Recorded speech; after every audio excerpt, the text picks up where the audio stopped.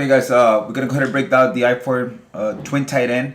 Out of this formation, all I like is the counter and basically the counter and the toss.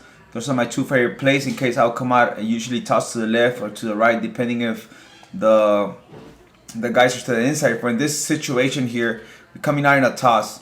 Notice that linebacker right here, that's on top of the tight end, is to the inside. So that's gonna give you a chance to run. There's too many people on the right, you see. But we have in our audible, we have a fullback dive in case they do have like a spread look like this, like where the linemen are spread and the linebackers are spread out, and that's like kind of like, let's make believe this is like a quarter defense.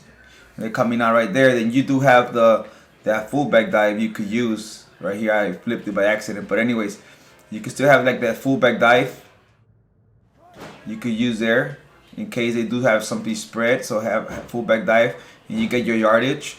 This is not a play that I will use all the time, but every now and then if I see he can't stop the run, I'll come out right here, the toss, and just to the outside. The read is gonna be there if you see that linebacker right on top of the tight end.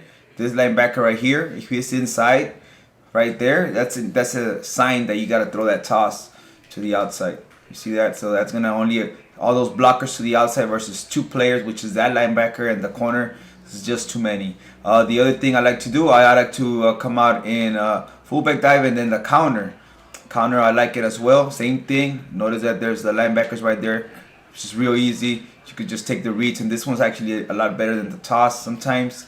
But I like those two plays and the fullback dive. This is just basically a running formation. I don't really recommend you guys passing out of this, which you can, but I really don't like to pass out of this formation. But I only use this formation just for the runs. If they can't stop this right here, guys, it's the real basic stuff. Then you could just run this all day with different running backs. So you have fast running backs, faster than Lynch.